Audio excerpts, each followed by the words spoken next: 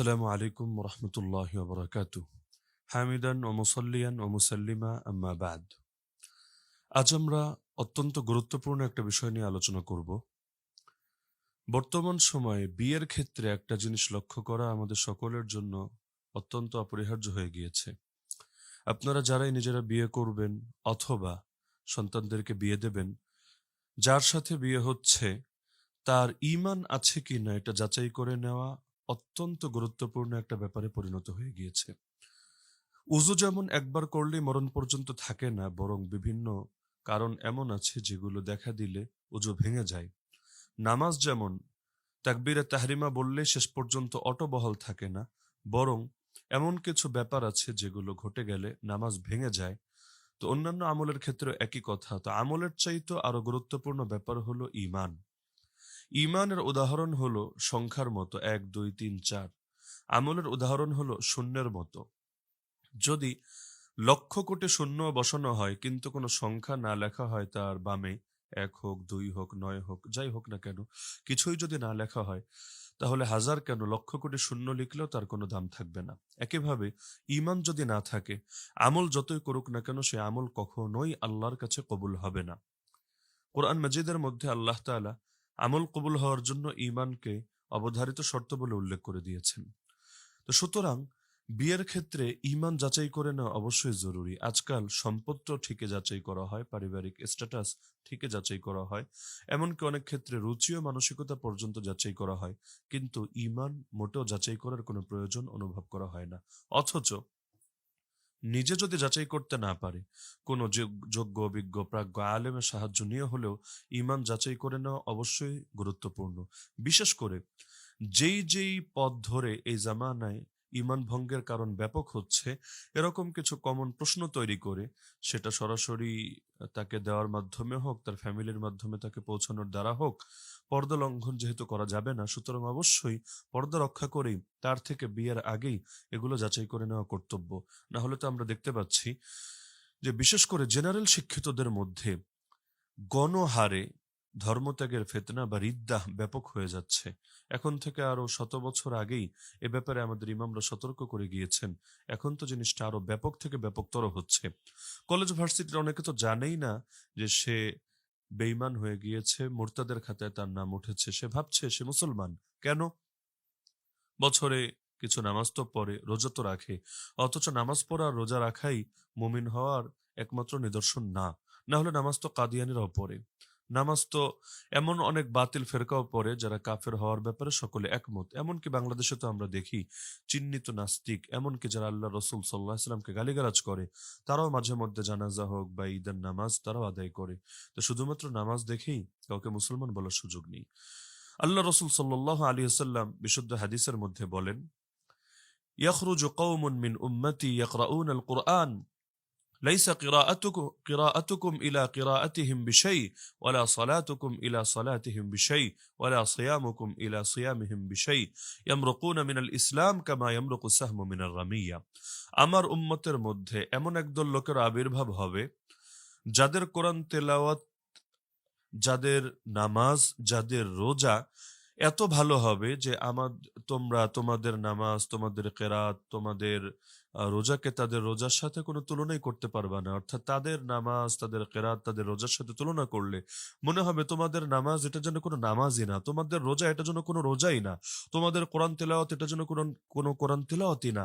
এত বড় বুজুর্গ মনে হতে পারে বাহ্যিকভাবে তাদেরকে, কিন্তু ইয়ামরুকুনা মিনাল ইসলাম কামা ইয়ামরুকু সাহমু মিনার রামিয়া, তারা ইসলাম থেকে এমন ভাবে বের হয়ে যাবে যেভাবে তীর লক্ষ্যবস্তু ভেদ করে বের হয়ে যায়।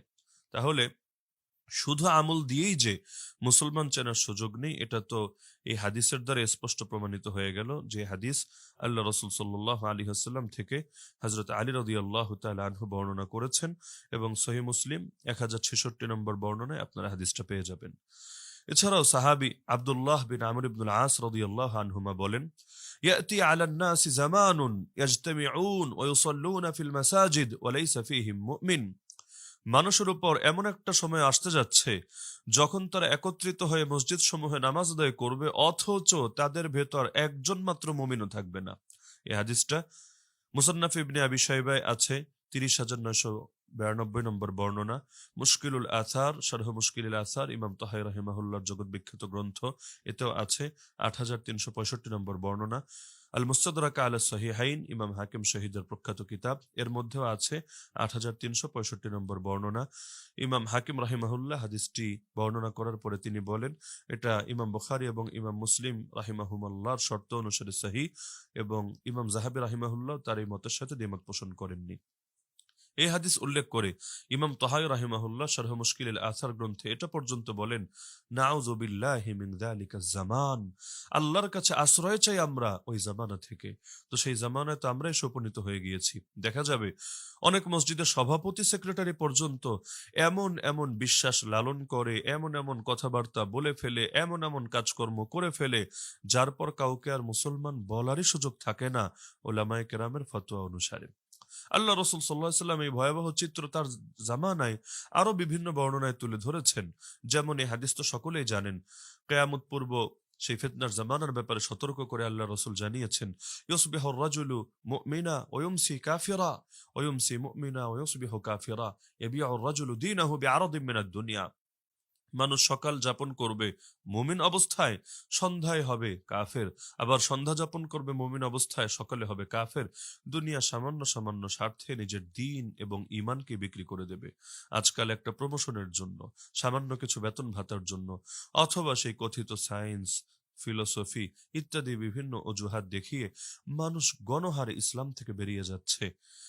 এই ফিতনা এখন এতটা বেশি মহামারীর রূপ ধারণ করেছে যে সংখ্যাটা কত বেশি এটা বোঝানো আমার পক্ষে সম্ভব না। ওমা ইউমিনু আকসারুহুম বিল্লাহ ইল্লা হুম মুশরিকুন, কোরআনে সে আয়াতের মতো হালত হয়েছে যে অধিকাংশ লোক আল্লাহর ব্যাপারে ঈমান রাখছে এমন অবস্থায় যে তারা শিরিকে লিপ্ত হয়ে আছে।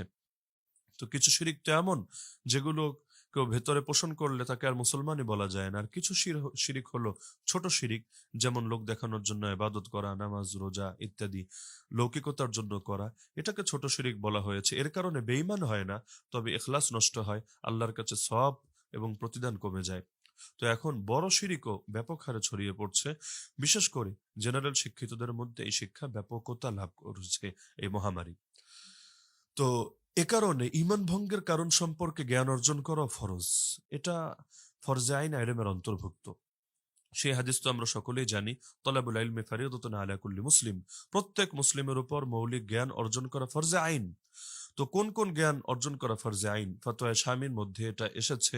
ইমাম ইবনে আবিদিন শামী রাহিমাহুল্লাহ উল্লেখ করেছেন, যেই কয়েকটা জ্ঞানকে তিনি ফরজে আইন বলে চিহ্নিত করেছেন তার মধ্যে অন্যতম তিনি রেখেছেন ইমাম ইউসুফ রুমি, যার মৃত্যু 986 হিজরি, তার তাবিনুল মাহারিম কিতাবের হাওয়ালায় তিনি এনেছেন, লা শাক্কা ফি ফারদিয়াতি يعني علم الألفاظ المحرمة والمكفرة، ولعمري هذا من أهم المهمات في هذا الزمان، لأنك تسمع كثيرا من العوام يتكلمون بما يكفر وهم عنها غافلون।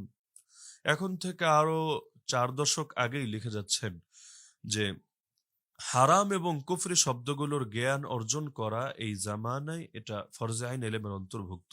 বিশেষ করে কসম খেয়ে তিনি বলছেন যে বর্তমান সময়ে এইটা অত্যন্ত গুরুত্বপূর্ণ। কারণ তুমি দেখবে, তিনি লিখছেন, তুমি দেখবে অনেক জনসাধারণ, অনেক সাধারণ মানুষ তারা কুফরি কথা বলে দিচ্ছে, এমন কথা বলছে যার কারণে তার ঈমান নষ্ট হচ্ছে, অথচ এ ব্যাপারে সে সম্পূর্ণ গাফিল হয়ে আছে। এর ভয়াবহতা বোঝাতে গিয়ে তিনি একথা পর্যন্ত বলেছেন, ওয়াল ইহতিয়াত আই ইউজাদ্দিদাল জাহিলু ঈমানাহু কুল্লা ইয়াউম। অবস্থা এতটা গুরুতর হয়েছে যে সতর্কতার দাবি হয়ে গেছে এখন যে জাহেল ব্যক্তি, অজ্ঞ ব্যক্তিরা প্রতিদিন নিজের ঈমানকে নবায়ন করবে। ويجدد نكاحه نكاح امرأته عند شاهدين في كل شهر مرة أو مرتين। এমনকি সতর্কতার দাবি কি হয়েছে এটা বোঝাতে গিয়ে তিনি বলছেন এটাও সতর্কতার দাবিতে পরিণত হয়েছে যে 2 সাক্ষীর সামনে সে প্রতি মাসে অন্তত 2 একবার তার স্ত্রীর সাথে বৈবাহিক বন্ধনটা পর্যন্ত নবায়ন করে নেবে।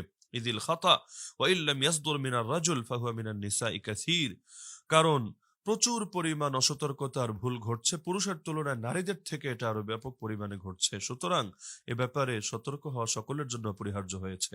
হ্যাঁ, এটাকে খারিজিপনা ভাবার সুযোগ নেই, এটাকে খারিজিপনা ভেবে ফু দিয়ে উড়িয়ে দেওয়ারও কোনো যৌক্তিকতা নেই। কারণ হাকিমুল উম্মাত মুজাদ্দিদে মিল্লাত শাহ আশরাফ আলী থানভী নওয়ারাল্লাহু মারকাদাহ, যার মৃত্যু 1362 হিজরিতে, এখন 1445 হিজরি চলছে, এই এত কাল আগে তিনি তার জামানায় এ ব্যাপারে সতর্ক করে গিয়েছেন স্পষ্ট ভাষায়। তিনি লিখেছেন, इस जमाने में ये भी देखना चाहिए कि लड़का मुसलमान है या काफिर। এখন বিয়ে দিতে গেলে এই জামানায় এটাও দেখা উচিত যে ছেলে কি মুসলমান না কাফের। এটা ছেলের ক্ষেত্রেও যেমন প্রযোজ্য, মেয়ের ক্ষেত্রেও প্রযোজ্য। তিনি একটা বিষয় নিয়ে স্পেসিফিক আলোচনা করছেন বলে পাত্রের কথা টেনেছেন। এরপর তিনি বলছেন, আব ও জামানা হ্যায় কি उसकी भी जरूरत है कि ये देख लिया जाए कि दामद साहिब मुसलमान है या काफिर, बजाय उसके पहले ये देखा जाता था कि नेककार है या बदकार, क्योंकि मुसलमान औरत से निकाह के वास्ते शर्त है মুসলমান হোনা। যে এখন তো সেই জামানা চলছে যে জামানা এটা অপরিহার্য হয়ে গিয়েছে, দেখতে হবে যে পাত্র কি মুসলমান নাকি কাফের। অথচ আগের যুগে দেখা হতো যে পাত্র কি নেককার না বদকার, পাপিষ্ঠ নাকি সৎকর্মপরায়ণশীল। কারণ মুসলমান মেয়ের সাথে বিয়ে শুদ্ধ হওয়ার জন্য অপরিহার্য শর্ত হলো পাত্র তো মুসলমান হতে হবে। তো যার ঈমান নেই তার সাথে বিয়ে হবে কিভাবে? এরপর তিনি আরো স্পষ্টভাবে লেখেন, মুসলমান আওরাত আর কাফের মর্দ কা নিকাহ নেই হো সকতা। মুসলমান পাত্রী আর কাফের পাত্রের মধ্যে বিবাহ কখনোই হবে না।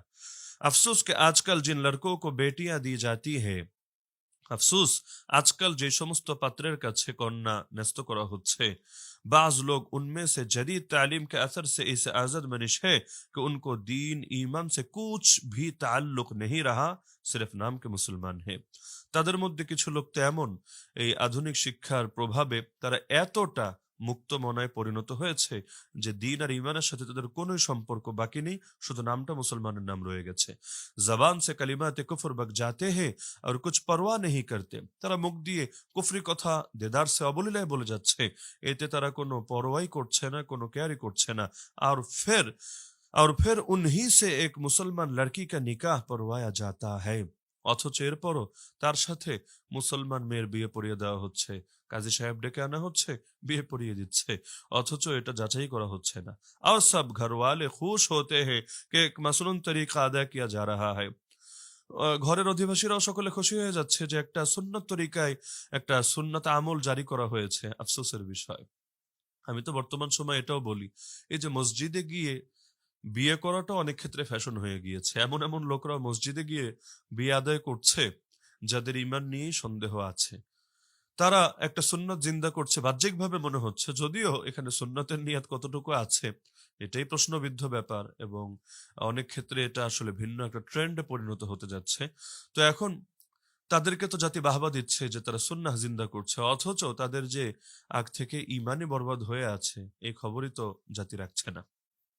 আজকাল তো বড় দুঃখের বিষয়, অনেক সময় দেখা যাচ্ছে যে দিনদার লোকও বিয়ে দেওয়ার ক্ষেত্রে দিনদার পাত্রের কাছে নিজের কন্যাকে তুলে দিতে পারছে না। সারা জীবন বলছে আল্লাহ খাওয়ায়, আল্লাহ পড়ায়, রিজিক আল্লাহই দেয়, বিভিন্ন ঘরানার মধ্যে এমন দেখা যাচ্ছে। কিন্তু বিয়ের বেলায় এই তাওয়াক্কুল বা আল্লাহর উপর আস্থা ধরে রাখতে পারছে না। তখন সেই আধুনিক শিক্ষায় শিক্ষিত এবং যাদের দিন ইমানের সাথে সম্পর্ক নেই, অনেক ক্ষেত্রে যারা বিভিন্ন কুফুর এবং ইমান ভঙ্গের কারণে লিপ্ত, তাদের হাতে মেয়েকে তুলে দিচ্ছে। तो তিনি अफसोस করে বলছেন থানবী रहमतुल्लाह अलैह, इस सुन्नत के लिए मौकूफ अलैहि शर्त बेईमान, अफसोस के नौशाद साहेब जाने कितनी दफा उससे खारिज हो चुके हैं। যে এখন যার সাথে বিয়ে পড়ানো হচ্ছে সেই পাত্র কতবার ইমান ভেঙে ইসলাম থেকে খারেজ হয়েছে এর কোনো ইয়ত্তা নাই, আর এখানে সুন্নত তরিকা আমল করছে। অথচ বৈবাহিক সুন্নতের শুদ্ধতা নির্ভর করে ইমানের শুদ্ধতার উপর। ইমান যদি শুদ্ধ না হয় তাহলে বৈবাহিক সুন্নত শুদ্ধ হবে কিভাবে? হাস্যকর ব্যাপার। এটা শুধু এক থানবী রহমতুল্লাহ আলী বলে গিয়েছেন, বিষয়টা এমন না। খাতিমাতুল মুহাক্কিকিন ইমামুল আসর আল্লামা আনোয়ার শাহ কাশ্মীরি, আল্লাহ তার কবরকে নূরে নূরান্বিত করে দিন, আরো 100 বছর আগে তিনি বলে গিয়েছেন, आजकल के जो नौतालिम याफ्ता लोग हैं उनको हम इस बिना पर मुसलमान कहते हैं कि हमें उनका कुफर मालूम नहीं।